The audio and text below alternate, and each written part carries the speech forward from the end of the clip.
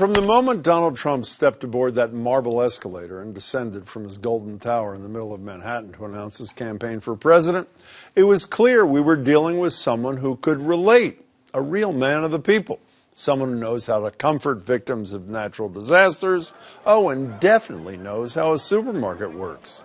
You know, if you go out and you want to buy groceries, you need a picture on a card. You need ID.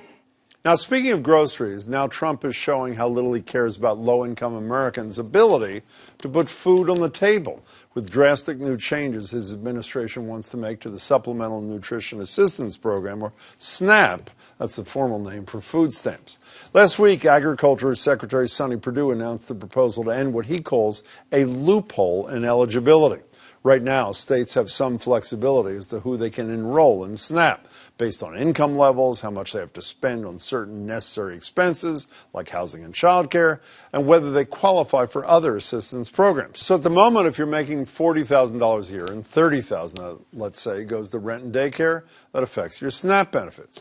But Perdue wants to limit that flexibility for states, and that would hurt people in Massachusetts hard, because we have the 8th highest cost of living in the country, and Boston boasts the 3rd most expensive rent. But under this plan, a family bringing in $40,000, let's say, in Arkansas, where your typical 2-bedroom rents for about $725 a month, would be looked at the same as a family bringing in $40,000 a year in Boston, where a 2-bedroom apartment costs almost 4 times as much.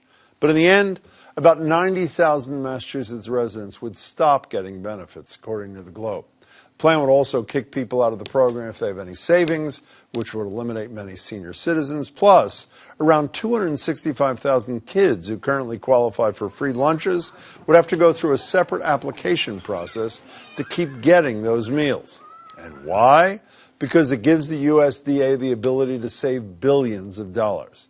Well, of course it does, but at the expense of people like Deja Jones.